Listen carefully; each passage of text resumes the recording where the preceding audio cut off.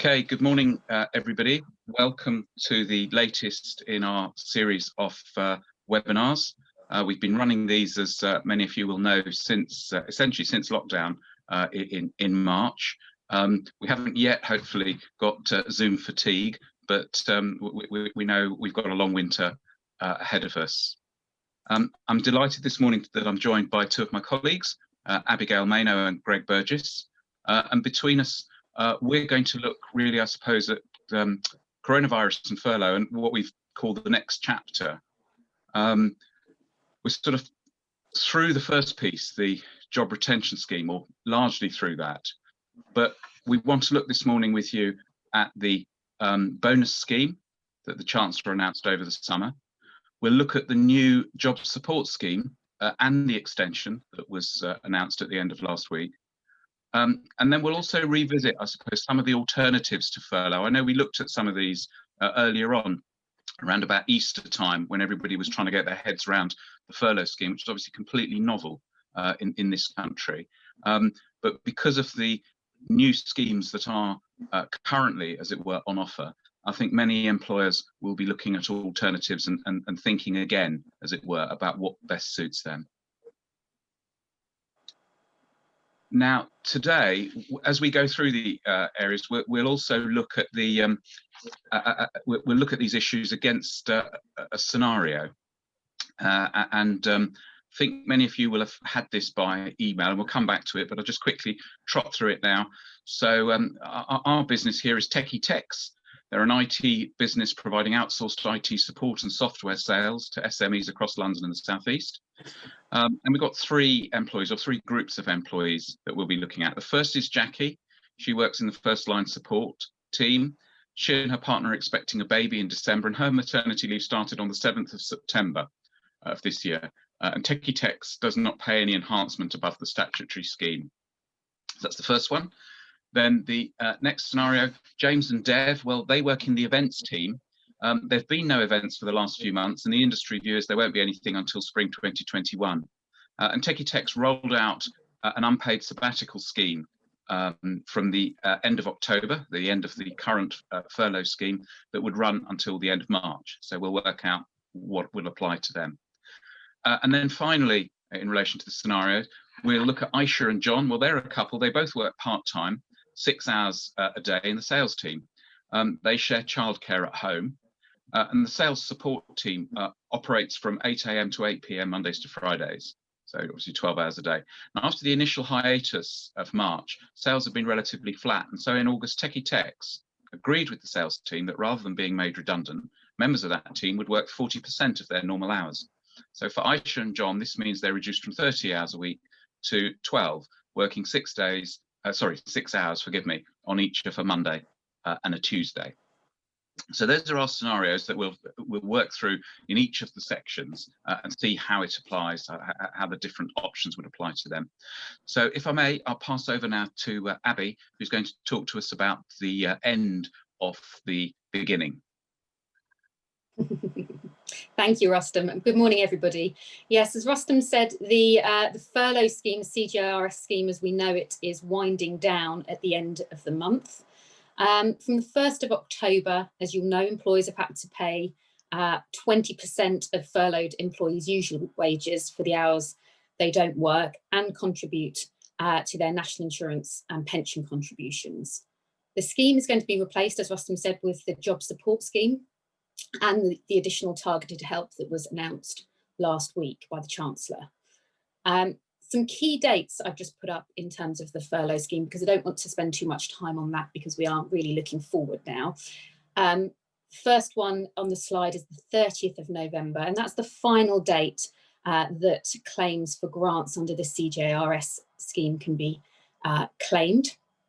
And then another date of the 20th of October, and that's the date by which any mistakes that may have been made in claiming a CJRS grant need to be notified to HMRC in order to be able to repay any overpayments received without any sanction or penalty from HMRC. So a couple of dates there just to be aware of. And I know most of you are familiar now with the furlough scheme itself. but the detail around the bonus scheme that follows it has only relatively recently been introduced. So on the 2nd of October, the 4th Treasury Direction was published to deal with that bonus scheme and the eligibility criteria for making claims under it. And you may recall from the summer and the announcement of the scheme that the bonus scheme was designed to offer an incentive for employers not to make staff redundant at the end of the furlough period. I was just wondering, I think we were wondering initially to get a sense from you as to whether you intend to make use of the bonus scheme at all in your business. So the first poll of the morning. And you'll be aware that critics of the scheme that have said that the bonus really is too low to make a meaningful difference to the cash flow of a lot of businesses otherwise affected by the pandemic. So it'd be interesting to see how many of you feel that it's a worthwhile exercise in claiming over and above making redundancies, which we know a lot of employers feel is the more cost-effective and practical way forward, particularly in areas where there just isn't the work. Okay, so 51% of you are, 15% you're not, and 34% of you are unsure at this stage, which I think probably is to do with the fact that not a lot of the detail was known until fairly recently. So I've put up on the next slide some headlines in terms of the bonus scheme itself. And the bonus scheme is that you can claim a £1,000 one-off taxable bonus per qualifying employee, which we'll come on to in terms of a definition in a bit. Unlike the grants under the CJRS scheme, you don't have to pass the £1,000 bonus on to your employees, but you do, as I say, it is taxable, so you would have to declare it as income for taxable, it's taxable profits for your income and corporation tax purposes. You must be a qualifying employer, and we'll come on to that in a minute. And you only have a relatively short window of time in which to claim the bonus. So there's a 6-week period between the 15th of February and the 31st of March in which to claim for those bonus payments. And there are 3 broad concepts that the Treasury Direction talk about in terms of eligibility for making a claim under the bonus scheme. That of the qualifying employer, the qualifying employee, and minimum earnings threshold. And we'll look at all 3 of those now. So moving on, it's relatively straightforward to establish if you're a qualifying employer. And I've put up on the slide there what needs to be satisfied in order to be a qualifying employer for making a claim under the bonus. For the bonus, you need to have a PAYE scheme, which is registered on HMRC's real-time information. You must have actually made a claim for a particular employee under the CJRS scheme, and you need to have provided the required information to HMRC. So that's details in relation to relevant PAYE payments made between the 6th of April 2020 and the 5th of February 2021. And you can only make a bonus claim if you are a qualifying employer in respect of a qualifying employee. So looking at that now on the next slide, for an employee to be a qualifying employee, they must have been furloughed at some point under the CJRS scheme. So they don't need to be on furlough as at the 31st of October when the scheme ends, but at some point during the CJRS scheme period, they must have been placed on furlough by you. If you didn't furlough an employee, you can't then make a claim for a bonus for them. When that employee is returned from furlough, they need to have been continuously employed by you until the 31st of January 2021. It doesn't have to be on the same hours and terms, but they must be continuously employed, and importantly, they must not be under notice of termination. Now, there's no qualification in terms of this, so it would include employees who have resigned and are working their notice, and dismissals for reasons other than redundancy. So they must not be under any notice of termination as at the 31st of January 2021. And the employees must earn the minimum earnings over a relevant 3-month period, which is £1,560. And we'll look at that 3-month period now a little bit more closely. So moving on, the 3-month period is broadly November, December and January, but it's never quite as straightforward with any new scheme like this. So the date actually begins on the 6th of one month and ends on the 5th of the following month. So I've put up on the slide the relevant 3-month period dates there. Employees must have received something in terms of payment of taxable income during each of those 3 months. So it doesn't have to be the same amount. It doesn't have to be their usual earnings. So they could, for instance, be paid £1 on the 20th of November, £1 on the 20th of December, and £1,558 on the 20th of January, and reach that minimum income threshold for the purposes of claiming the bonus. But the minimum earnings threshold applies even if the employee is on some form of other leave, such as sickness absence or maternity leave. HMRC says it's going to check employees have been paid at least the minimum income threshold by looking at information submitted via real-time information. So they will check that point. Moving on, I've just put on the next slide just some other points. Do watch out for any deductions that reduce taxable pay, and this will be most important for individuals who are close to the minimum income threshold. Sometimes things like pension deductions could actually take them below the minimum income threshold for claiming the bonus, as may other benefits. So that's something to just be aware of when you're doing your calculations. You can still apply for employees who you've inherited under 2P. You can still claim for a bonus, but as well as them otherwise meeting the eligibility criteria, you as the new employer must have made a claim for them under the CJRS scheme. So you can't rely on the outgoing employer's claim. So it will only in practice apply to employees you've inherited prior to the 31st of October and who you as the new employer have furloughed. And just for completeness, you can also claim bonus for individuals who are not employees, such as office holders or agency workers, as long as they meet the other eligibility criteria. And if you've repaid the CJRS grant in full in respect of any particular employee for whatever reason, you won't then be able to claim the bonus for them. So taking that and looking at our scenarios, for Jackie, who's on maternity leave, she had been placed on furlough prior to her maternity leave starting, and she has been continuously employed since returning from furlough. When looking at the period between the 6th of November and the 5th of January, she'll be earning her statutory maternity pay for all of that period, and that's £151.20 a week. So she will be paid something in each of the relevant 3-month periods when we're looking at employee eligibility. And what she will have earned during that 3-month period will be in excess of the minimum income threshold. So Techie Techs will be able to apply for the bonus in respect of Jackie.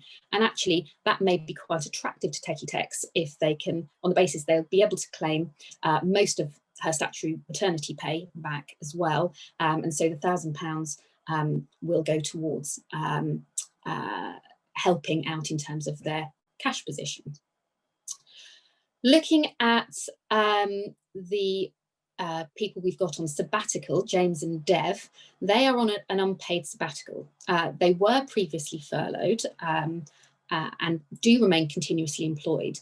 But importantly, they won't receive any taxable earnings in the relevant 3-month period for the purposes of Techie Techs making a claim for the bonus. So Techie Techs wouldn't be able to apply for a bonus in respect of James and Dev unless they decided to top up their earnings to the minimum income threshold, but it doesn't seem particularly attractive to me to pay someone £1,560 to get £1,000 back. So I doubt Techie Techs would do that. And then finally, Aisha and John, working their reduced hours, and Aisha and John earn £9 an hour. That's been the same before and after the hours reductions. As we said previously, they had been furloughed and they've been continuously employed. And with their hours reductions, they work 12 hours a week. So on their earnings, they will be earning £54 a day or £108 a week. And I've put up on the slide what their earnings would be in each of the relevant months that need to be looked at in terms of eligibility for the bonus. And as you can see, they will be earning taxable earnings in each of the relevant months, but overall, their taxable pay will be less than the minimum income threshold. So it'll only be £1,404. So Aisha and John wouldn't be qualifying employees for Techie Techs in terms of applying for the bonus. So I hope that's been helpful in terms of applying the bonus to the scenarios. And I'll now hand to Rustam to look at the job support scheme a little bit further. Well, you will in a minute, Abby, but you don't get off that easily. Got a couple couple of of questions. A couple of questions for you, if that's okay, on the bonus scheme. Of course. So I think the first one, probably just to clarify, does an employee need still to be on furlough as at the 31st of October in order for the employer to be able to claim the £1,000 bonus? No, they don't. What the Treasury direction says is that at some point during the CJRS scheme, an employer must have made a claim, but it doesn't say that the employee needs to be on furlough under the scheme at the 31st of October. Okay, thank you. Second one, can we claim a bonus for those staff who go into the JSS? So I think obviously, picking up the point you've just made, they have to have been under CJRS at some point. I suppose the question is it relevant ultimately whether they're on JSS or not in order to claim the bonus? I think it is relevant in the sense that we'll need to have a look at the minimum income threshold that they're earning from the employer. So I think as long as they get the £1,560 over the relevant 3-month period and they've made use of the CJRS scheme, then in theory, the bonus scheme should be open to the employer. Brilliant. Sorry, a couple more for you. Very popular. Oh. So what if we've got an employee that we had to dismiss them for gross misconduct before the 31st of January? Can we claim the bonus then? That's frustrating, and no, it doesn't appear based on the Treasury direction that you can, because there's no qualification as to whether they're on notice or have been dismissed for any other reason prior to the 31st of January. Okay, thank you. And then the last one, and then you can go and have a cup of tea. If the employee has a month of pre-arranged leave, maybe over the Christmas and New Year period, and they earn over the minimum threshold, can the bonus still be claimed? Okay, so they've had a month off, but overall in the 3-month period they've earned more than the minimum income threshold.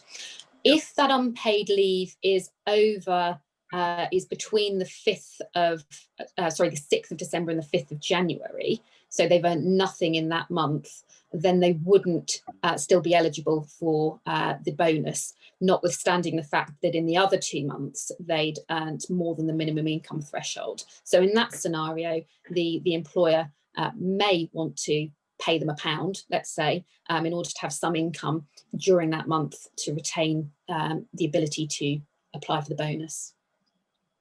Brilliant. Thank you. You've earned your cup of tea. There may be more later, Abby. Thank you. I'll have two then. Excellent. Okay, so I'm now going to look at the job support scheme, and indeed then the extension. So the job support scheme was announced just at the point, or just as it was announced, we decided we'd run this webinar, and we thought, well, I'm sure we'll have lots of detail from the government in time for the webinar. But of course, we're largely relying on the fact sheet that the government's produced. But what has happened in the intervening few weeks is that we've also now had the job support scheme extension. And I would say that to some degree, that's almost a misnomer. Politically, I think the government wants to be able to say, call it an extension, but really the two schemes are quite different. The job support scheme, when compared to the CJRS, the furlough scheme that Abby's been talking about in the context of the bonus, obviously was potentially of universal application. The job support scheme is much more limited, as we'll see, and in a sense, it's the extension which is more akin to the original furlough scheme that is just running now and coming to an end later this month. So I guess if we just then move on, the job support scheme, it really has a sort of a targeted approach. It's specifically said to be support for viable jobs. Query, of course, precisely what that means, and that's also drawn some criticism from sort of different sectors. A minimum 1/3 of the employee's usual hours must be worked, and that's really kind of quite important. The employee must be paid as normal for those hours that they work, and then the remaining hours are essentially split into three. They're split and shared, in inverted commas, between the employer, the employee, and the taxpayer. It's a 6-month scheme, which will run, it should be from the, to the end of April. Forgive me, November is wrong there, it's to the end of April, from November to the end of April, with a review. Well, originally the fact sheet said there'd be a review in February 2021. The fact sheet's been revised again on the QT, as regularly happens, it seems. And there's now no reference to a review in February 2021, but originally it said there'd be a review in February 2021 as to whether to increase the minimum 1/3 of hours that had to be worked, and possibly raise it. It wasn't just review it or review it downwards, it was review it, as it were, upwards only. So I guess one of the things to do is just probably, this is quite helpful. Now, this is taken from the fact sheet. So essentially, if the employee works 1/3 of their hours, there'll then be clearly 67% of their hours not worked. What will happen then is the employee receives the pay as normal for that 1/3 hours from the employer. The remaining 2/3 are split 3 ways. The employer picks up 1/3 of that cost, so 1/3 of the 2/3. The employee foregoes 1/3 of that 2/3, and the government or taxpayer makes a contribution of up to, it's a capped contribution of up to £697 per month in relation to the other third.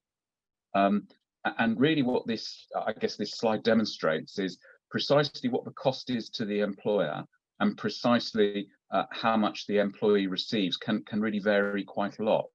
So at its lowest to the employee, it might be as little as 78%, and the cost to the employer might only be, as it were, 55% of normal. But at its highest, for instance, the cost to the employer could be 80% of normal, and the employee might indeed be receiving 90% of pay. And I think the other thing to flag, of course, is because the cap is set at near as damn it £700 a month, what it means is that those who are on much higher pay, the amount of contribution from the government is really very, very small indeed. I think I ran a calculation which said that if somebody was on around £60,000 in terms of pay, which in London and the South East is obviously not at all uncommon or unusual, that the percentage essentially that's being contributed by the state is probably less than 20%, and the employer is picking up a much more substantial tab at around about 70%. So in terms then, if we look at the JSS expansion scheme, all employers can claim for this, but this is now only going to apply to those businesses that are legally required to close their premises. So essentially, where there is an order by way of probably now local lockdown that you must close. The fact that you close because maybe you don't have enough custom does not mean you can make an application under the JSS. And of course, if you close because you have not got enough custom, you won't be able to give the employee a minimum of 1/3 hours that they must actually work under the JSS. So that business, for instance, will absolutely fall between both of the stools that have currently been provided for by government. So there's potentially a big gap there. And that, I think, also helps to contrast it with the current furlough arrangement, albeit historically and initially, of course, the initial furlough arrangement required the employee not to do any work at all. And it's only recently now that we've had the sort of the flexible furlough possibility. Just trying to do a little bit of compare and contrast between these two schemes. Just on the next couple of slides, we've got them sort of side by side. So JSS and the extension. So does JSS apply to any sector? Yes, it does. What about for the extension? Well, really, no, it's only those businesses that are ordered to close. And that's obviously likely to be either by sector or by geography. What about the minimum hours requirement? JSS, well, as we've heard, must do at least 33% of their usual hours. Is there a minimum hours requirement for lockdown? Well, no. Amount of government contribution you'll see is similar at one level, in that under the JSS it's 1/3, but as I was explaining earlier, the way that works through in terms of what the employee receives can be quite different, and we'll see that with one of the scenarios a bit later on. In both cases, the employer has to pick up the employer NI and pension costs. And then the question is, do we need to show a trading impact? Well, under the JSS, it's slightly unclear still. It appears probably not for SMEs, but larger employers, it said, will be subject to a financial assessment, which shows that they've suffered reduced turnover. We don't have any more detail than that as to what that assessment will be, what it is the business will have to show, what level of detail will be required, I'm afraid. On the extension scheme, is there any need to show trading impact? Well, essentially the answer is no, because of course it's assumed that if you're ordered to close, there will be an impact on your trade. Although, of course, one can see that may not necessarily be the case. In terms of the employee condition, in both cases, it looks like the individual has to have been on the payroll on or before the 23rd of September of this year, which was when the JSS, or the day before the JSS was originally announced. Does the individual have to have previously been on furlough for them to benefit, or you to benefit from the JSS or the extension? Well, it's not necessary in either case. Is there a ban on giving notice for a redundancy under the schemes? Yes, there is in both cases, and many people will know that was something that was criticised under the previous scheme. BA, for instance, getting a lot of public criticism for apparently planning to use the furlough scheme money towards notice pay for employees. Similarly, can you use the money? No, you can't. There was a ban on using the money to pay towards notice. Other financial constraints. Now, again, we don't have the detail. It's slightly frustrating. On the JSS, the fact sheet says that the expectation is that the employer won't be able to top up pay. So you can see that may be an issue. Obviously, under the CJRS, many employers topped up pay to 80% of actual, and some, of course, even topped it up to 100%. This appears to say that if you're using the JSS, you can't top up. Now, I don't know how well that's going to go down with employees, but it seems that the issue may be that even if you wanted to, you can't, or rather, if you do, you put at risk your claim under the JSS. The other point that is said is that the employer mustn't make capital distributions or pay dividends. And again, that's not, we don't have the detail, and it's not clear how it will apply to various entities, including not only companies, but LLPs, partnerships, and other structures. So devil will be in that detail, no doubt. Can you work for others? This was something that we had, obviously under the original furlough scheme. We had that question right at the start, many of you will remember. If the employee goes on furlough, can they receive the furlough money and then go and work somewhere else? And it was said, yes, they could, obviously subject to the terms of the contract of employment. And I think at the moment, no detail, but I think at the moment my call would be that yes, they probably will be able to go and work elsewhere, notwithstanding the fact that they are subject to a claim under the JSS or the claim for an extension under the extension scheme. So it might just be helpful then, and I know some businesses have been doing this, particularly with a little bit of a push-pull, looking at the pros and cons, a bit of a push-pull sometimes between HR and finance, and we know that happens, doesn't it, regularly, where there may be pressure to say, well, let's just get on with some redundancies. And as I say, we just go on to the next slide then, looking at some of the pros and cons. Well, clearly some of the pros of the JSS is it will maintain employment, and that's precisely what it's designed to do, to keep people in employment into the spring.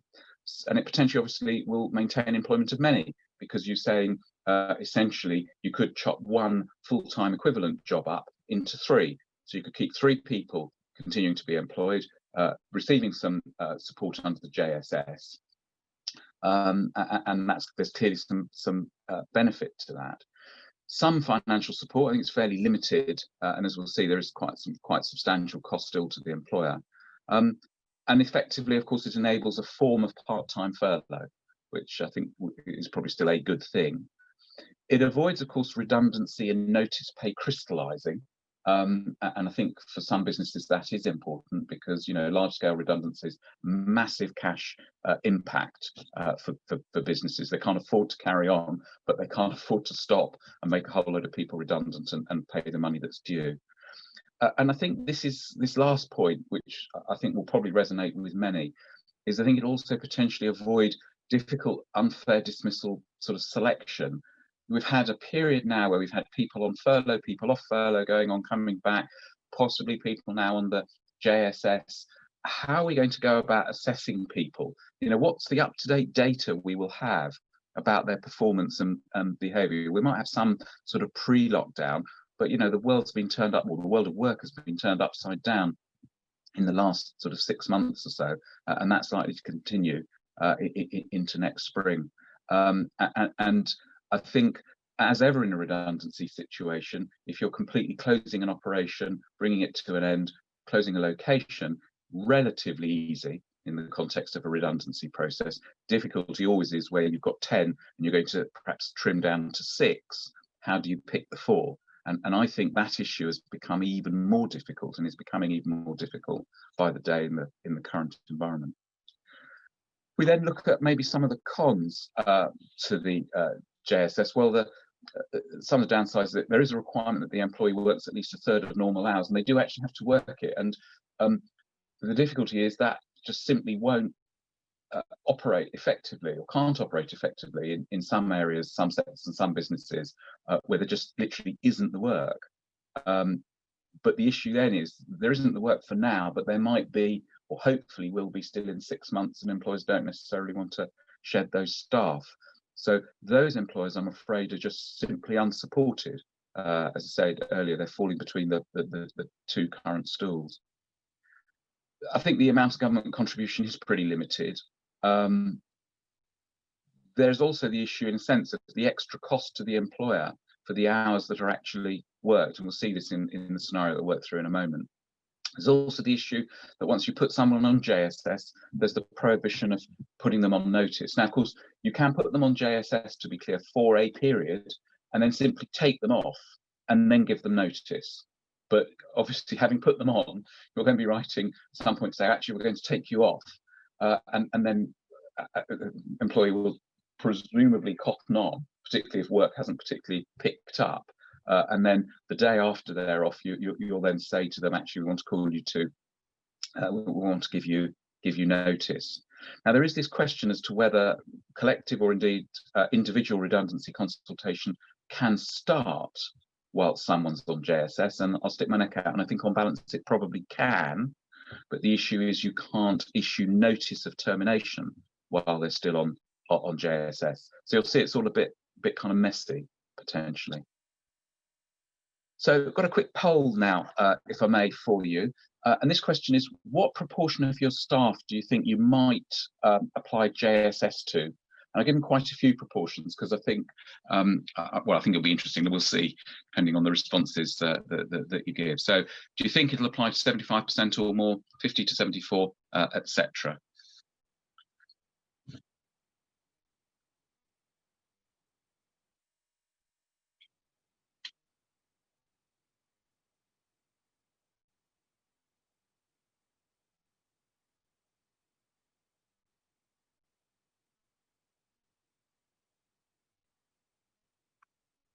Okay, terrific. Thank you, Amber. So, well, there we are. That's interesting. Practically, where are we? 80% of you are saying it's going to have no or frankly minimal application at less than 10%. And then there's another, so it'll take us to over 90% saying it'll be none or less than a quarter of your staff. It will, of course, I think, depend to some degree by sector, but I think that is a very interesting stat. So thank you for doing that. So looking then at the scenarios, just applying what we've got to those. So Jackie's on maternity leave, as you'll remember. Well, she's not eligible for JSS whilst on maternity leave because she's not working. But she could return from work before the end of maternity leave, subject to giving the requisite notice to her employer. And then she could work essentially 1/3 of her hours. I said they're double pay. I mean, strictly, I suppose it's an additional 78% of her pay. And she could achieve that, frankly, as an alternative to making a formal flexible working request, when, of course, she'd only be paid the equivalent pro rata of the hours that she works. So there's an interesting little sort of conundrum in there. Under the extension scheme, she can return to work, and potentially, if the employer is ordered to close its premises, she could potentially receive up to £2,100 a month. Again, the employer's got the cost of NI and pension for Jackie, whatever happens. We look at our second scenario, then we've got James and Dev, and they, if you remember, work in the events team. Well, they're on they've signed up to the sabbatical scheme that Techie Techs are running, so they're not going to be eligible for JSS unless a return to work is first agreed. So they come off the sabbatical scheme and essentially then work at least 1/3 of their usual hours. They've got to satisfy the qualification date. I think they're probably okay on that. It's just a reminder of qualification date. For the extension scheme, that would only kick in, as it were, from the 9th of October, which was the date essentially of the announcement for that. So James and Dev, by going on the sabbatical, they could have put themselves in a less fortunate position. Obviously, depend on the terms of the sabbatical. And then if we look at the final scenario for Aisha and John. So they, if you remember, are working those 12 hours rather than 40 hours, 12 hours rather than 30 hours per week. And now, providing they are doing 1/3 of their usual hours, they will qualify. There is the possibility on the JSS of the sort of roll on, roll off. So somebody's on JSS for a period, then they come off it, and then they can go back on. The minimum period I think they have to be on for is 7 days. So you can't put somebody on for a day and take them off. You do have to be on for 7 days. Remember, of course, qualifying date and method of calculation. Just running through the calculation here, assuming they're doing 12 hours a week each, reduced from 30 hours, they get £9 per hour. So for the work they do, they get £108. Now the balance is 162. That's the 18 hours. The government from that 162 will pay £54 because we're below the capped amount. the employer will pay 54 and the employee forgoes 54. So I think my maths is right there. The employee is paid for that 216, so 108 for the work they do, £54 sub from the taxpayer, £54 sub from the employer. They get £216 rather than £270. So they're working at an effective hourly rate of £18, £18 per hour there. So that's running through the scenario. I hope that's helpful. We've got a few questions. I'll just take a couple now because I know then we want to run on with Greg's session. So one question is, what if somebody is on a fixed term contract? Does JSS apply to them? I think the answer is yes, it will. I think there will always be that question of if the fixed term contract was otherwise due to come to an end, has it been artificially continued by the employer? And the test will be back to, was there a viable job for that individual? Now, the question is, I suppose, how long into the future would that have to be shown? So as I say, I think we have to be a little bit careful with fixed term employments that are going to come to an end during this period of the JSS. And I think unlike the original furlough scheme, when we had all of those issues of employees saying, just take me back on, I know I've left you to go for another job, but that's fallen through, take me back on so I can get some furlough money. That doesn't seem to be something that's going to be possible under the JSS. And the other one is, in terms of the agreement that needs to be achieved, the question is, how do we need to deal with that? And essentially, it's as we would expect, obviously, as HR professionals and employment lawyers, is we need to agree it with the employee. We have to effectively change the contract, and we have to give written confirmation of that change to the employee. That is now explicit in the fact sheet. It is still only a fact sheet, but it is explicit in a way, of course, that it wasn't originally for the furlough scheme to start with. So I'll pause there, and if I may now pass over to my colleague Greg, who's going to look at some other options for us. Thanks, Ruston, and morning, everybody. I think I've probably got about 10 minutes, 15 minutes. While I'm going through my session, we'll have a look at the Q&A and we'll try and answer at the end some of the questions that have come in. And to the extent that we don't, we will send a Q&A with the answers after this to all the delegates. So don't worry if your question's not answered. We will make sure that we come back to you all with answers to the questions that have been raised. Okay, so my slot is around what other things are businesses doing as we get into the situation where we've seen a lot of businesses who have done an initial wave of furlough, initial wave of redundancies, and we're coming towards the end of October. Some are looking at JSS, but as you yourselves have indicated, not a great deal are looking at JSS. But what else are we seeing businesses look to do? You know, we're in this situation where some businesses have a complete lack of demand. Some have, to a mixed extent, a little bit more demand, and some are operating as normal.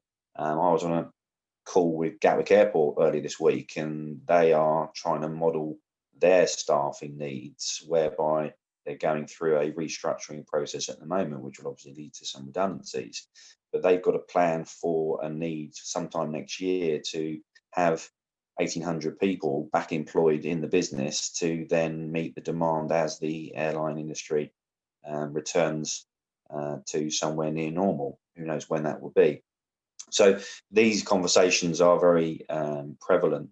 In our situation, let's just look at our situation. So we've got the Techie Tech event business. We said that James and Dev are on unpaid sabbatical, but there's an events team there who are all placed on furlough other than James and Dev.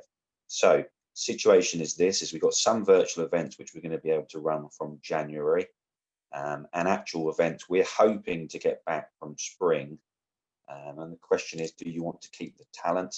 And if so, how do you go about it? And funnily enough, one of the questions that came in to the Q&A was around events businesses where there's no events being run.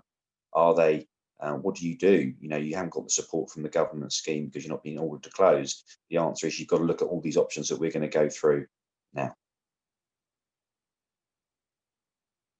Next slide, please. So some businesses are looking at redundancies, and what could happen with Techie Tech is they look at the events team and say, okay, we're going to put you at risk and we're going to go through a consultation process. That brings into play questions in relation to, for example, pooling and selection. If you've got an events team, are their skills in any way transferable to other parts of the business? Can you isolate the redundancy process just to the events team? How are you going to go about selection and applying objective criteria? Do you include James and Deb? You said to them they can be on unpaid sabbatical until March of next year. You could include them. There's nothing to stop you, even though they're on unpaid leave. You could still include them, but you certainly got to think about that, because would it not be unfair to exclude them where you are potentially selecting people from elsewhere in the events team and James and Deb keep their jobs? So it would probably be appropriate to include them as well.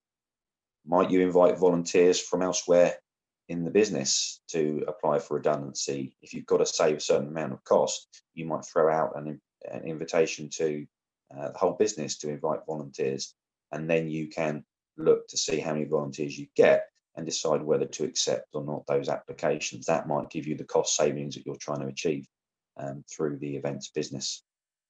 And always be mindful, and this is what we're seeing a lot at the moment, of analysing the collective consultation triggers.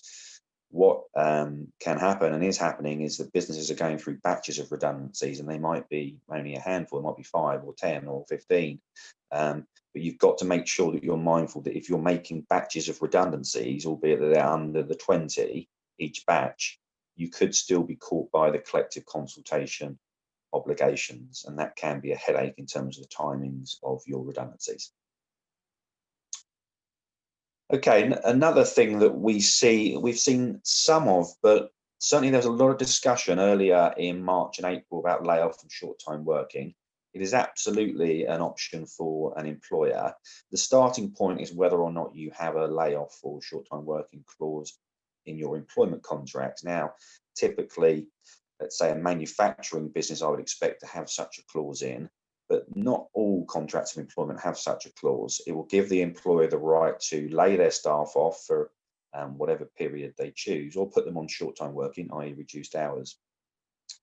One question we get asked is how long can we lay people off for? And what the rules around layoff say is that there's no minimum or maximum.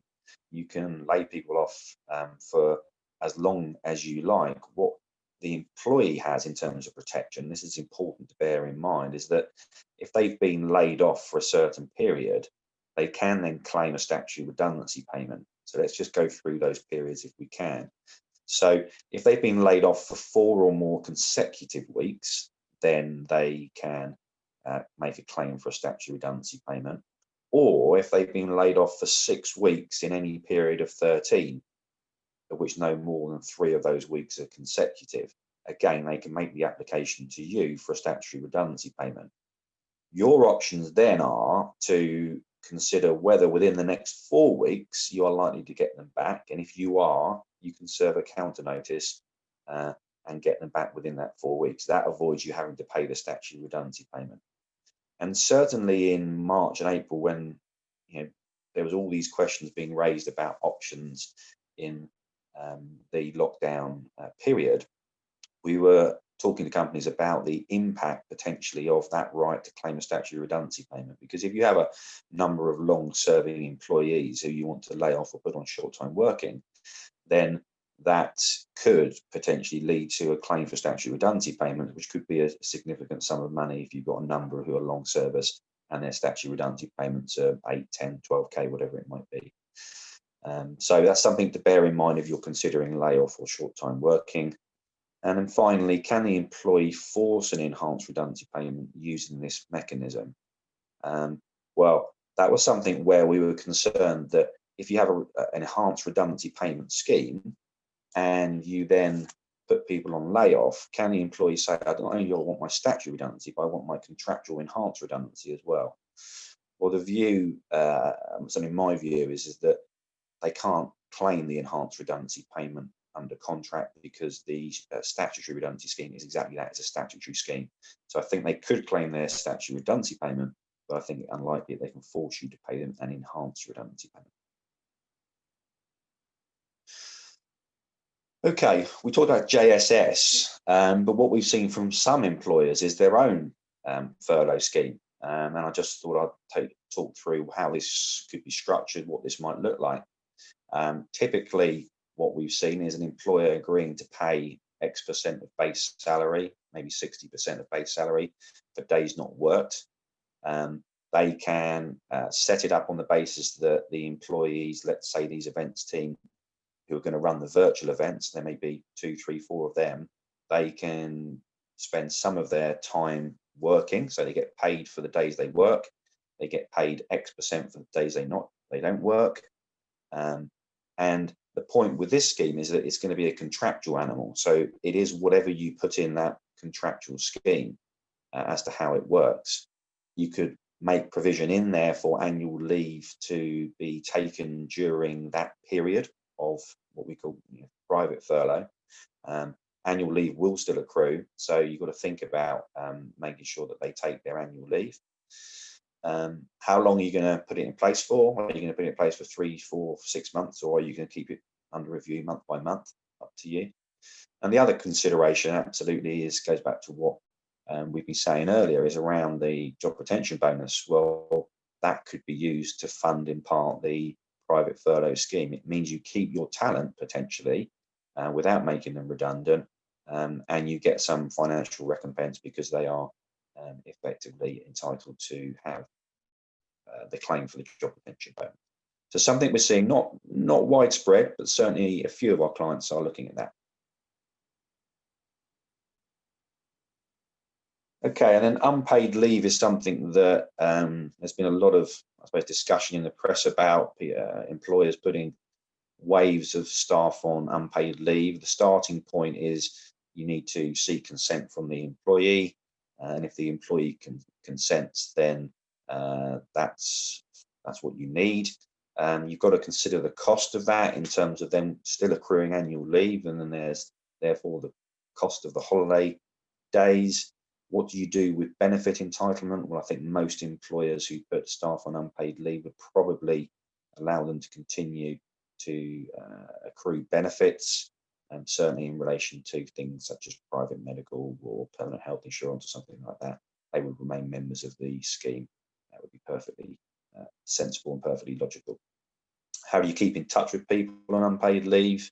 Have you got the right mechanisms to communicate with them? And what do you do about their IT access? Some employers would want to cut that IT access. Well, that's could be acceptable, but some might want to keep it in place in case they want to use that as the communication channel. So unpaid leave, again, we see fairly commonly.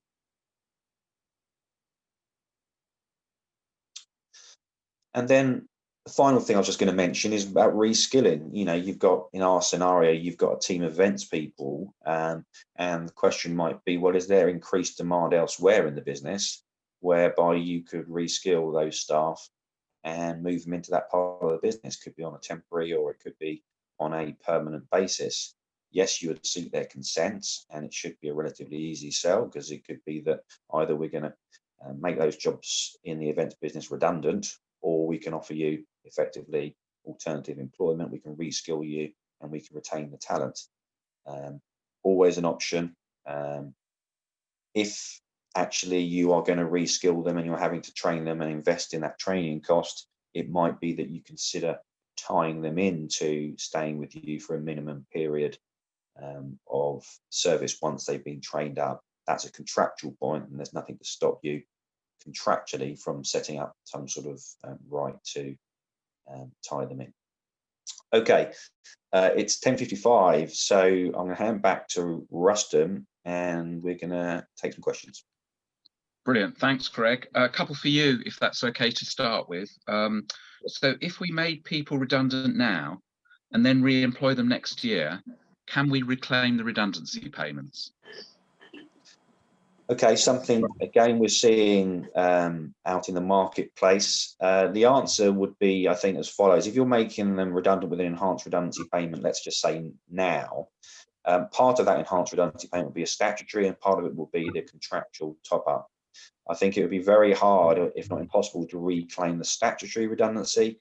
But if you are making enhanced redundancies and you're doing it by way of a settlement agreement, you can include a clause in the settlement agreement which says that if you're re-employed within, say, 6 months or 9 months, whatever it might be, that they have to repay that enhancement. And certainly with large corporates, we've seen some of that come through in settlement agreements. So I think the enhanced bit you probably can reclaim. It's a contractual point. The statutory you probably can't. Okay, thank you. And another one for you, Greg, if that's okay. What's the difference then between layoff and unpaid leave? Not much, I suppose, in terms of what happens in practice. You know, you're asking the people to stay at home and you're not providing them any work. We haven't seen many employers laying staff off. We've seen more unpaid leave. We haven't seen any challenges in the tribunal yet where a person that's been put on unpaid leave says, well, I was actually laid off and I want to claim my statutory redundancy payment. Let's just say I'm 63, I've been there 20 years. I want my 12, 13, 14,000 pounds, whatever it might be. We haven't seen any claims like that, but I think it's almost certain that as claims come through post-lockdown, we'll see a number of challenges around, you know, whether people were in fact laid off when they were on unpaid leave. And if they were laid off, then them trying to claim their statutory redundancy, and the employer desperately trying to avoid having to make those payments because obviously the drain that makes on cash. Brilliant. Thank you very much. Let me see.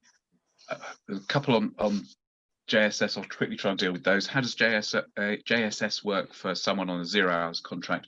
Well, we don't have the detail, but it's going to be this approach of what are their usual hours. It looks like it'll be similar to the approach under the furlough scheme of looking at either the equivalent period in the previous year or the average over a period.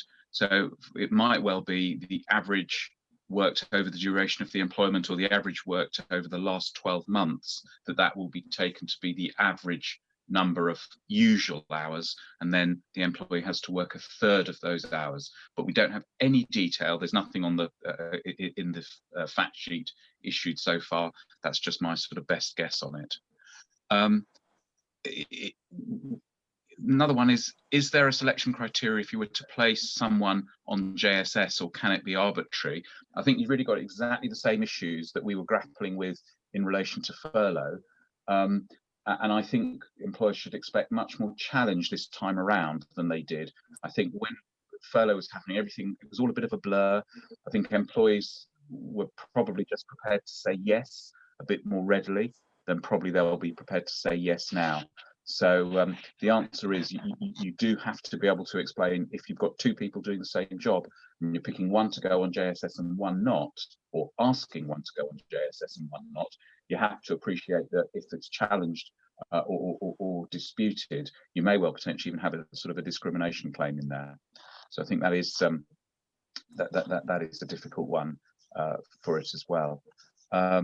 Just seeing if we had another one for Abby. No, not at the minute, I think. Just see one more. Yeah, another question. So this is about the JSS. Have we got any idea when we can expect more details on the financial test for large businesses? Well, you'd like to think that we have it before the 1st of November, when the scheme is up and running. But one thing to say about the JSS is those claims are going to have to be made in arrears. So I suppose notionally for somebody that's paid weekly, the first claim could be made, you know, in the second week of November. But obviously for monthly paid employees, the claims aren't going to be made until, can't be made, to be clear, until December. So it may well be that the government's thinking it's got a fair amount of time still to work through some of the detail. And perhaps just one more. Yes, Greg. Yeah, just picking up on one which sort of touches on what I was talking about. Question: can you put employees on layoff / short-term notice if there is not a clause in their contracts? Well, the answer is that if they consent to it, then you can do so. If you don't have a clause and you force them on to lay off, then strictly speaking, that's a breach of contract. But what we see in practice is that an employer would go to the staff and say, we want to lay you off, or if you want reduced hours. And certainly I would say in 9 times out of 10 over the last 6 months, the consent has been forthcoming from the employees. Brilliant. Thank you, Greg. We're just looking at the same one. That's fantastic. Okay, so it's just turned 11 o'clock. We do have a few more questions that I can just see that have come in that we haven't answered. As Greg said, as we always do, we will pick up all of the questions and sketch out some answers and then circulate it to all of you that have been on the call today. So thank you all very much for joining. The next, we're probably going to have a half-term break in a fortnight's time, but our next webinar should be in 3 weeks' time. So that's on Thursday, the 5th of November, when we're likely to be looking at protected conversations, and just as it were, sort of, reminding ourselves of some of the principles there, and working out, when they work, maybe when they don't work, because I think that is an area which, again, employers are having to look at again. So thank you all again for joining. And I hope you have a good day.